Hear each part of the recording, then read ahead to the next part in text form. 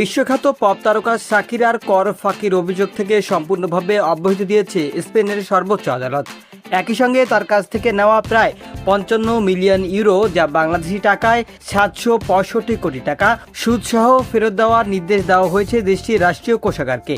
আন্তর্জাতিক সংবাদ মাধ্যমের বরাতে জানা যায়, স্পেনের কর কর্তৃপক্ষ দাবি করেছিলেন যে 2011 সালে শাকিরা ওই দেশে 183 দিন অবস্থান করেছিলেন এবং সে কারণে তিনি করদাতা হিসেবে বিবেচিত হবেন। তবে আদালত স্পষ্ট জানায়, এই দাবির পক্ষে পর্যাপ্ত ও নির্ভরযোগ্য প্রমাণ উপস্থাপন করা সম্ভব হয়নি। আদালতের তথ্য অনুযায়ী ওই অর্থ বছরে শাকিরা স্পেনে ছিলেন মাত্র 163 দিন, যা করযোগ্য বাসিন্দা হিসেবে গণ্য হওয়ার নির্ধারিত সময়সীমার চেয়ে 20 দিন কম।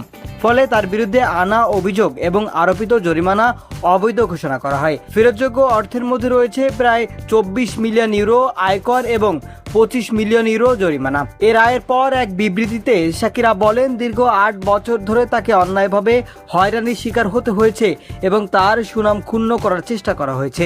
তিনি বলেন, এই সময় আমি অনেক মানসিক চাপ ও অনিদ্রার মধ্য দিয়ে গেছি, যা আমার স্বাস্থ্য ও পরিবারকে প্রভাবিত করেছে। শাকিরা আরও বলেন, তার বিরুদ্ধে আনা কর ফাঁকির অভিযোগ প্রমাণ করতে পারেনি কর্তৃপক্ষ, বরং পুরো প্রক্রিয়াটি ছিল অন্যায় ও ভিত্তিহীন।